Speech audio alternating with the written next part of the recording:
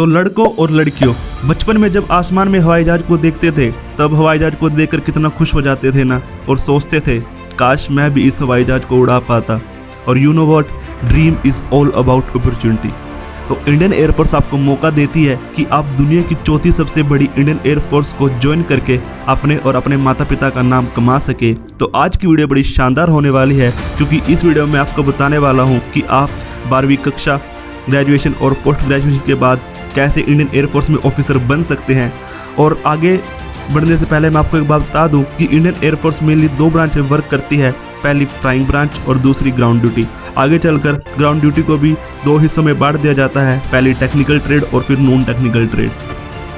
तो सबसे पहले समझ लेते हैं फ्लाइंग ब्रांच को। जैसे कि इसके नाम से ही पता चल रहा है, फ्लाइंग ब्रांच में आपको फाइटर पायलट, हेलीकॉप्टर पायलट और ट्रांसपोर्ट पायलट की ट्रेनिंग दी जाती है। वही अगर हम बात करें टेक्निकल ब्रांच की, तो यहाँ आपको टेक्नोलॉजी से रिलेटेड जैसे कि इंडियन एयरफोर्स की इक्विपमेंट की मेंटेनेंस करना, सिग्नल पर फोकस करना, रडार सिस्टम को मैनेज करना, इंजन टूल मशीनरी को मेंटेन करना। और वहीं अगर हम बात करें ग्राउंड ड्यूटी ब्रांच की, तो ग्राउंड ड्यूटी ब्रांच में आपको ह्यूमन और मटेरियल रिसोर्स से रिलेटेड जैसे कि एडमिनिस्ट्रेशन, अकाउंट, लॉजिस्टिक को मैनेज करना। और अगर आपका इंटरेस्ट एजुकेशन इंस्ट्रक्टर बनना है तो वो भी आप ग्राउंड ड्यूटी के तहत बन सके।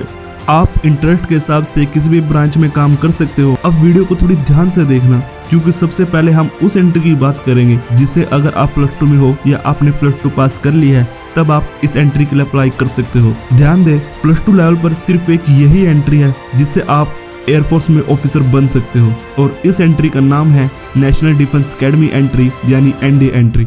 नेशनल डिफेंस अकेडमी दुनिया की एकमात्र डिफेंस ट्रेनिंग अकेडमी है जहां तीनों सेनाओं को सर्व करने वाले यंग ऑफिसर्स को ट्रेन किया जाता है।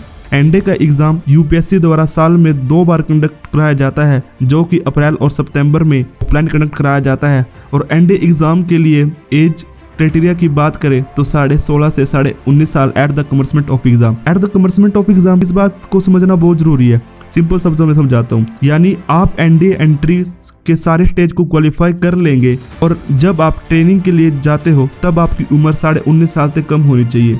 इस बात को समझना कैंडिडेट के लिए बहुत जरूरी है। एजुकेशन क्वालिफिकेशन पर नजर डालें तो आप +2 में हो या आपने पास कर ली है विद फिजिक्स और मैथ, आप इसके लिए अप्लाई कर सकते हो।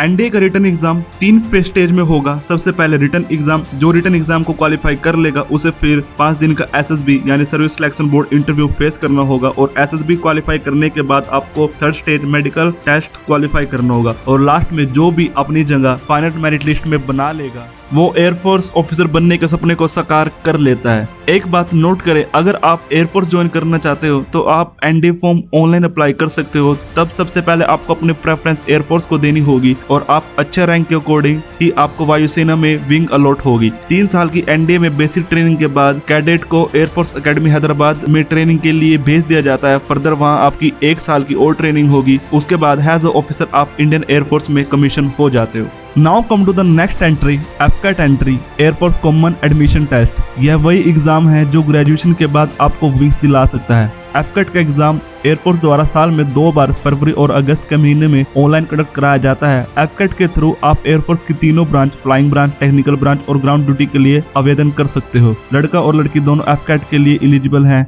और इसकी एलिजिबिलिटी क्राइटेरिया का हर एक ब्रांच के लिए अलग अलग है, तो उस पर एक नजर डालते हैं। और सबसे पहले बात करेंगे फ्लाइंग ब्रांच की, यानी यहाँ पर हम एज लिमिट और एजुकेशन क्वालिफिकेशन सब कुछ देखने वाले हैं। तो सबसे पहले एज लिमिट की बात करें तो 20 से 24 साल के बीच कोर्स शुरू होने से पहले आप इसके लिए अप्लाई कर सकते हो। और अपनी +2 फिजिक्स और मैथ पास होनी चाहिए और आपकी ग्रेजुएशन अपीयरिंग और पास करने के बाद AFCAT एग्जाम के लिए आप एलिजिबल हो। और चलिए चलते हैं अगली ब्रांच पर। अगली ब्रांच है ग्राउंड ड्यूटी टेक्निकल ब्रांच। यह ब्रांच स्पेशली हमारे प्री इंजीनियरिंग स्टूडेंट्स के लिए है। यहाँ पर एज लिमिट आपकी 20 से 26 साल होने वाली है at the commencement of exam. और यहाँ आपको +2 विद फिजिक्स और मैथ में मिनिमम 50% होने चाहिए। और वहीं अगर आपकी आगे की एजुकेशन क्वालिफिकेशन की बात करें तो ओनली BTech और BE अपीयरिंग और ग्रेजुएट विद मिनिमम 60% ही इसके लिए एलिजिबल है। और अब आ जाते हैं ground duty branch, non technical branch की तरफ। यहाँ पर आपकी एज लिमिट 20 से 26 साल होने वाली है at the commencement of exam. और अगर आपकी एजुकेशन क्वालिफिकेशन की बात करें तो अपीयरिंग और पास्ट एनी ग्रेजुएट स्टूडेंट यहाँ पर एलिजिबल है। तो देवियों और सज्जनों, दोस्तों एफकेट का सिलेक्शन प्रोसेस भी 3 स्टेज में होगा। पहले written exam, test 2 AFSB interview या एयरफोर्स सिलेक्शन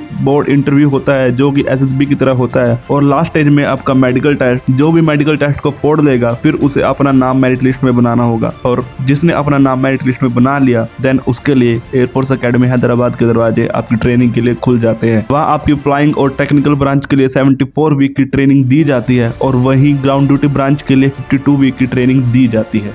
और अब उस एंट्री की बात करेंगे। एक बात बता दूं आपको, ग्रेजुएशन के बाद सिर्फ एक यही एंट्री है जिससे आप हमारी इंडियन आर्म फोर्सेस यानी इंडियन एयरफोर्स, इंडियन नेवी और इंडियन आर्मी में ऑफिसर बन सकते हो। एंट्री का नाम है CDSE एंट्री यानी combined defence service examination. CDSE साल में 2 बार UPSC द्वारा फरवरी और सितंबर के महीने में ऑफलाइन कंडक्ट कराया जाता है। CDSE रजिस्ट्रेशन फॉर्म में के टाइम आप अपने प्रेफरेंस के हिसाब से किसी भी सेना को चूज कर सकते हो। एज लिमिट है 19 से 23 साल at the commencement of exam. यह CDSE एयरफोर्स विंग की एज लिमिट है। और CDSE एंट्री, और अगर आपकी एजुकेशन क्वालिफिकेशन की बात करें तो अपेयरिंग और पास्ट एनी ग्रेजुएट स्टूडेंट यहाँ पर एलिजिबल है, CDSE के लिए अप्लाई कर सकता है। इसका सिलेक्शन प्रोसेस भी एनडीए की तरह 3 स्टेज में होगा। पहले रिटन एग्जाम, सेकंड SSB जो कि AFSB कहलाता है, और स्टेज 3 मेडिकल टेस्ट, और फाइनल मेरिट लिस्ट के बाद सिलेक्टेड कैंडिडेट को एयरफोर्स एकेडमी हैदराबाद में ट्रेनिंग के लिए भेज दिया जाता है। और देवी और सज्जनों, अगली जो एंट्री है ना, यहाँ आपको रिटन एग्जाम देने की कोई जरूरत नहीं है, यानी रिटन एग्जाम से छुटकारा। बिना रिटन एग्जाम दिए आप एयरफोर्स में ऑफिसर बन सकते हो, और इस एंट्री का नाम है स्पेशल NCC कैडेट्स के लिए यानी NCC एंट्री।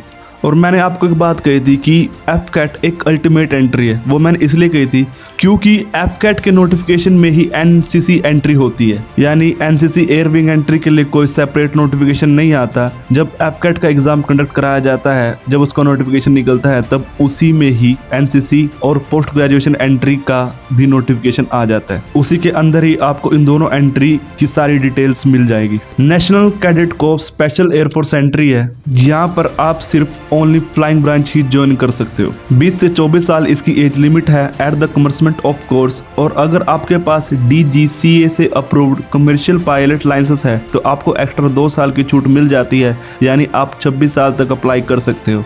और बात करें एजुकेशन क्वालिफिकेशन की तो आप +2 विद मैथ फिजिक्स और विद मिनिमम 50% होनी चाहिए, और आप ग्रेजुएशन के अपीयरिंग और पास करके NCC एयरफोर्स एंट्री के लिए अप्लाई कर सकते हो। NCC स्पेशल एंट्री का सिलेक्शन प्रोसेस 2 स्टेज में होगा। पहला AFSB इंटरव्यू और दूसरा मेडिकल टेस्ट, और फाइनल मेरिट लिस्ट में जगह बनाने के बाद आप यूनिफॉर्म पर विंग्स देखने के सपने को साकार कर लेते हो। और अब बात करेंगे इस सफर का लास्ट पड़ाव यानी लास्ट एंट्री।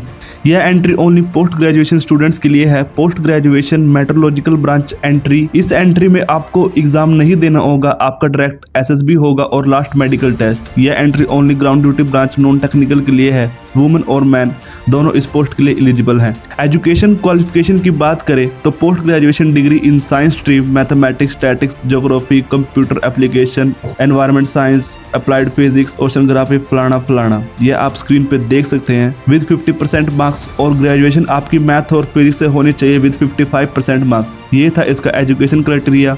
20 से 26 साल इस एंट्री की एज लिमिट है एट द कमेंसमेंट ऑफ। तो लड़कों और लड़कियों, ये थी वो एंट्री जिससे आप प्रेस्टिजियस इंडियन एयरफोर्स में ऑफिसर बन सकते हैं। कोई भी डाउट हो तो कमेंट जरूर करना, और वीडियो को शेयर और चैनल को सब्सक्राइब जरूर कर देना। आपका सपोर्ट ही हमें मोटिवेट करता है। अगली वीडियो में फिर मुलाकात होगी नई शानदार वीडियो के साथ। Thank you for watching us. आपका दिन शुभ हो। जय हिंद।